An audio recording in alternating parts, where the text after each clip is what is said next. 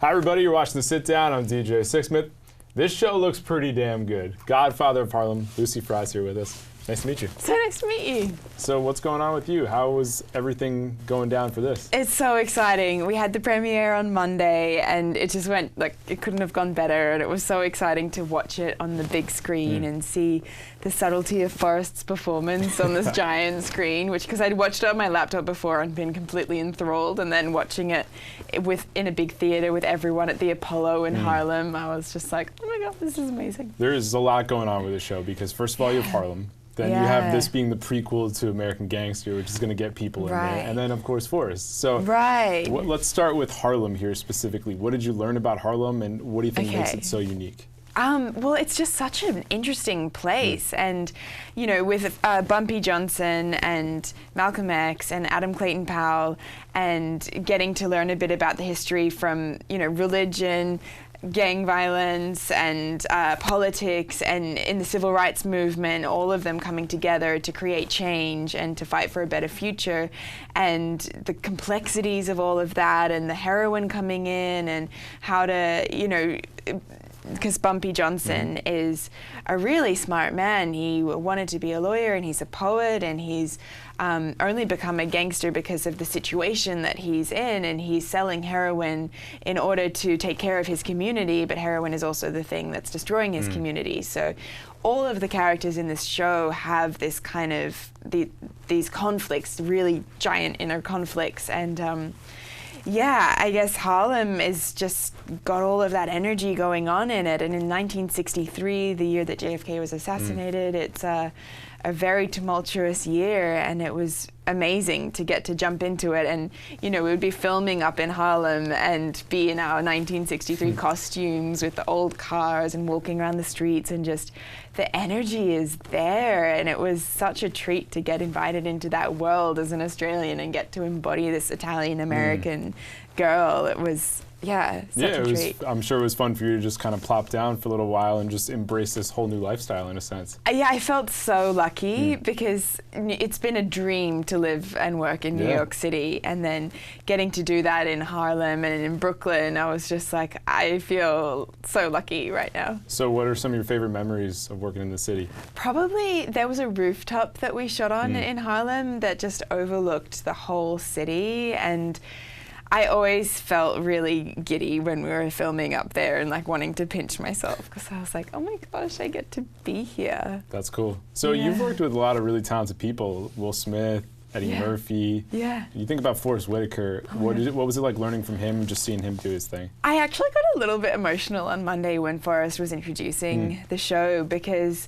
growing up in Brisbane in Australia, I would watch Forrest in The Last King of Scotland, and his performance in that was something that inspired me so deeply. He's so incredible, obviously, and I couldn't believe that I got to work with him, and the way he would lead the set in such a peaceful, gentle way and kind of set the tone. You know, he's a producer on the show as well. He created the story with Chris Brancato and Paul Eckstein, and it just made me feel so inspired to see the way that he could lead so peacefully and with so much humility, which was just like, you know, I guess like he knows he's Forrest Whitaker. He's kind of done it a few times, right? And so it was really kind of him to be so gentle and make space for everyone to bring all their creativity into the show, and I just felt so honored. Every scene that I got to have with him, I was just like,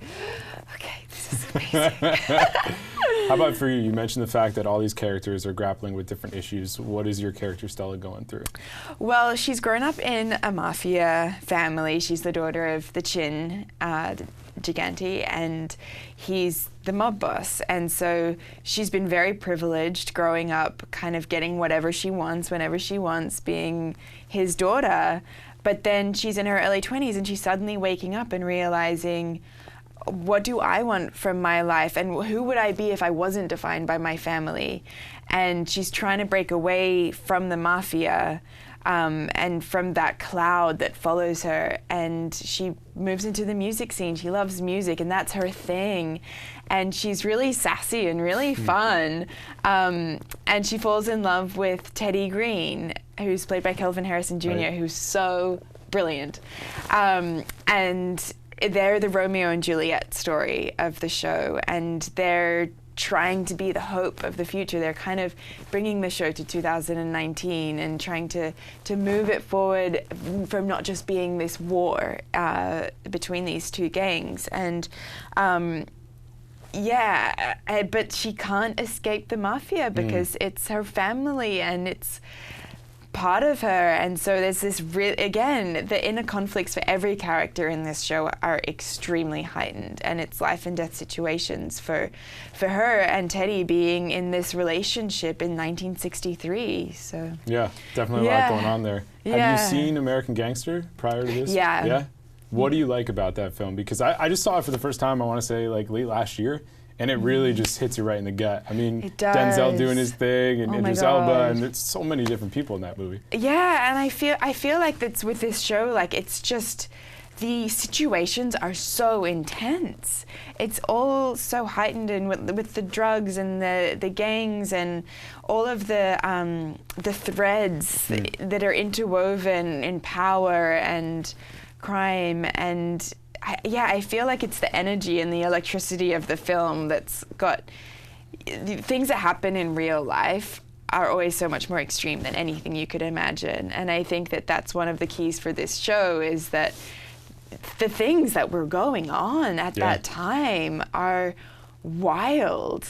And the show does a lot of, I feel like Forrest captures Bumpy Johnson in a way that's so beautifully realistic. And and I guess that's why I love American Gangster, because with these gang stories, like it's nothing that you could ever come up with your imagination. Definitely. People are totally in on gang and mob type movies, TV shows, and then you also have the New York connection too. So when people do check it out, specifically New York, the 1960s, so much going on there, what do you think people will learn, and what are some of the big thoughts to take away about the city and about the show?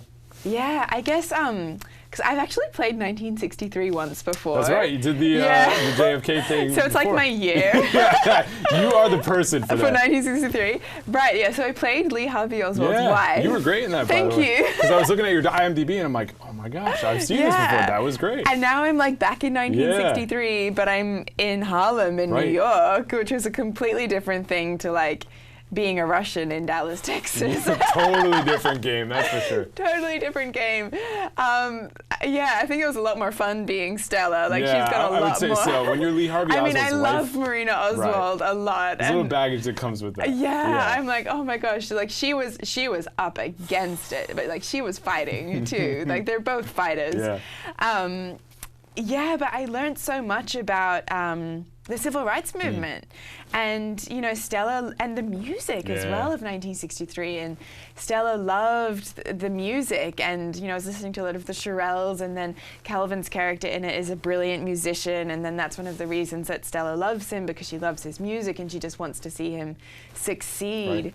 And and they kind of, her and Teddy kind of create their own bubble, because it's crazy for them to be in love in this world. No question. Like they're really tempting death there. This isn't a couple that was happening at that time. And I spoke to some people who, were around in the 60s, and Italians from New York, and they were like, if that had happened, both of them would be dead. Wow.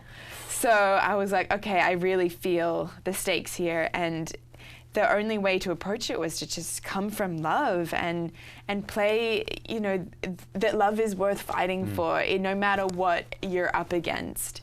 And I feel like that was an important tone, an important note to have in the show. But I learned a lot. I'm sure you did, and I'm sure we're going to learn a lot too. We're looking forward to it. Lucy, thanks so much. Thank you so much. September 29th, the big day? September 29th, All right, cool. Check out Lucy and the rest of the cast. You won't be disappointed. For Lucy, I'm DJ. See you next time here on The Sit Down.